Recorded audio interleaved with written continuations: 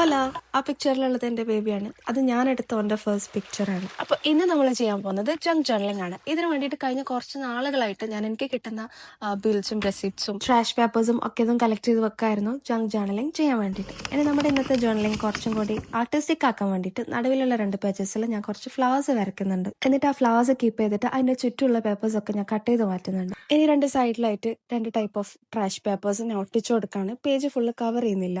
ആ ഒരു black white brown combo നല്ല ഭംഗിയുള്ളതായിട്ട് എനിക്ക് തോന്നി. പിന്നെ ഞാൻ കുറച്ച് ഈ ടാബ്ലറ്റ്സ് ഒക്കെ കിട്ടുന്ന പോക്കറ്റ്സ് വെച്ചിട്ടും കുറച്ച് ടാഗ്സും വെച്ചിട്ട് ഇതുപോലെ സ്റ്റിക്ക് ചെയ്ത് കൊടുക്കുന്നുണ്ട്. അങ്ങനെ ബൾക്കി ആയിട്ട് ചെയ്യാൻ എന്നെ കൊണ്ട് പറ്റുന്നില്ല. May be I improve next time. പിന്നെ ഞങ്ങൾക്കൊരു കുട്ടി സർപ്രൈസ് ഉണ്ട്. അതെന്താന്ന് വെച്ചാൽ നമ്മൾ 1K ക്രോസ് ആയാലും അപ്പോൾ ഞാനൊരു ചെറിയ ഗിവ് അവേ കൊടുക്കാമെന്ന് വിചാരിക്കുന്നുണ്ട്. അതിന്റെ ഡീറ്റെയിൽസും കാര്യങ്ങളൊക്കെ ഞാൻ അടുത്ത വീഡിയോയിലായിട്ട് ഇടാം. അപ്പോൾ നിങ്ങളുടെ ഒപ്പീനിയൻ എന്താ? ഗിവ് അവേ വേണമെന്നാണോ അതോ കുറച്ചുകൂടെ കഴിഞ്ഞിട്ട് മതിയെന്നാണോ?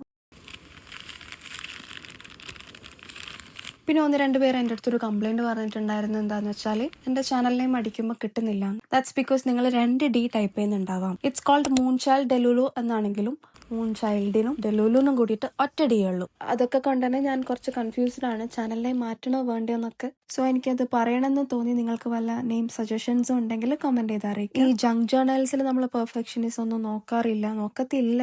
പക്ഷെ എൻ്റെ ഒരു രീതി ഇങ്ങനെയാണ്. എന്ത് ചെയ്യുമ്പോഴും കുറച്ചൊരു നീറ്റായി പോകുന്നുണ്ട്. നെക്സ്റ്റ് ടൈം ഞാനത് പരിഗണിക്കാം, അത് ഒഴിവാക്കാൻ ശ്രമിക്കാം. എന്നെ കൊണ്ട് പറ്റുന്നില്ല. ഐ ബി ലൈക്ക് എന്ത് അറേഞ്ച് ചെയ്താലും അതിന് അതിൻ്റെതായ ഒരു കുറച്ചൊരു ഭംഗി വേണമെന്ന് വിശ്വസിക്കുന്ന ഒരാളാണ് ഞാൻ. അത് ചിലപ്പോൾ നിങ്ങൾക്ക് എൻ്റെ ചെയ്യുന്ന ബാക്ക്ഗ്രൗണ്ട് ശ്രദ്ധിച്ചാൽ മനസ്സിലാവും. Every time it's different. എന്തെങ്കിലുമൊക്കെ ഒരു മാറ്റം ഞാൻ ചെയ്യുമ്പോൾ അതിന്റെ ബാക്ക്ഗ്രൗണ്ടിലും കൂടി ആ തീമിന് മാച്ചായിട്ട് എന്തെങ്കിലുമൊക്കെ കൊണ്ടുവരാൻ ഞാൻ എഫേർട്ട് ചെയ്യാറുണ്ട്. നമ്മുടെ ജേർണലിംഗ് പേജ് കംപ്ലീറ്റ് ആയിട്ടുണ്ട്. നിങ്ങൾക്ക് എൻ്റെ വീഡിയോസ് ഇഷ്ടമാണെങ്കിൽ ലൈക്ക് ചെയ്യാനും കമന്റ് ചെയ്യാനും ശ്രമിക്കുക. പിന്നെ സബ്സ്ക്രൈബ് ചെയ്യാത്തവരാണെങ്കിൽ സബ്സ്ക്രൈബ് ചെയ്ത് സപ്പോർട്ട് ചെയ്യുക. അത്രയ്ക്കുള്ളൂ. ബൈ.